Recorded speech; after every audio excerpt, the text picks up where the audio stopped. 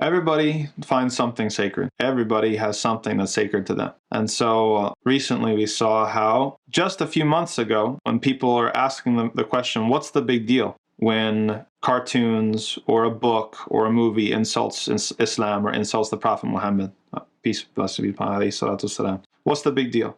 And then the Queen of England passes away, and we have television programs censoring, right? Programs that come from the United States that say things that are joking about her. We have censorship rears its head again. And nobody sees the irony, right? If people are allowed to censor the commentary that's made about a queen, right? Jokes made about a queen, somebody who's a human being that nobody thinks is divine, nobody thinks is divinely inspired, then of course we have at least an equal right to expect some sort of censorship when it comes to something that we find much more sacred than the Brits find the Queen, right? The Prophet Muhammad, alayhi salatu wasalam, the apostle of God, the last messenger. So again, I have no problem with people who are consistent, but what bothers me and what bothers a lot of Muslims is the inconsistency, which we've come to get used to. We expect it now, right? But let's call a spade, right?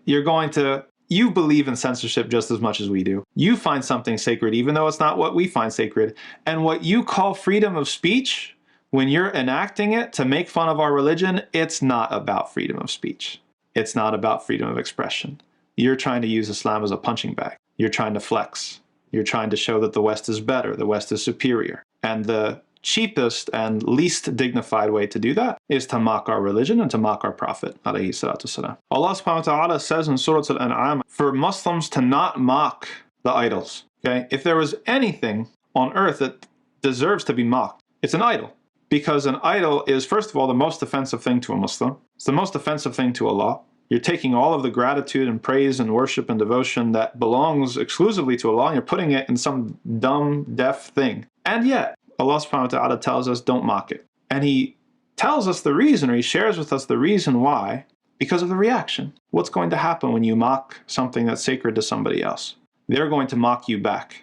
Just reacting, just in a reactionary way. And we don't want Allah subhanahu wa ta'ala to be mocked. We don't want Allah's religion to be mocked. And so we don't mock the idols or the things that other people worship. This is like when the Prophet Muhammad sallallahu alaihi wasallam said, or there was somebody who came to him and said that so-and-so had cursed his mother. And it turns out that he had cursed the other guy's mother first. And so the Prophet sallallahu alaihi wasallam basically said, you cursed your own mother. It's like, how? That doesn't make any sense. He's like, basically the lesson was, when you did that, when you cursed the other person's mother, you had to have expected that he was going to do the same to you, right? So it matters looking at the consequences of our actions. And we take our words very seriously, okay? The things that we say, they're not just about expressing what's in me, right? This is a whole metaphysic that's very, very foreign to Islam. I have some sort of thing that I have to say, and I have to say it or else I'm going to be unfulfilled or unsatisfied. No, you have to control yourself, right? There's things that you say and there's things that you don't say. There's things that are honorable to say and there's things that are not honorable to say, right? And Muslims have to lead the way by example. We demand a certain amount of respect or command a certain amount of respect based off of how we act. And we expect consistency from people.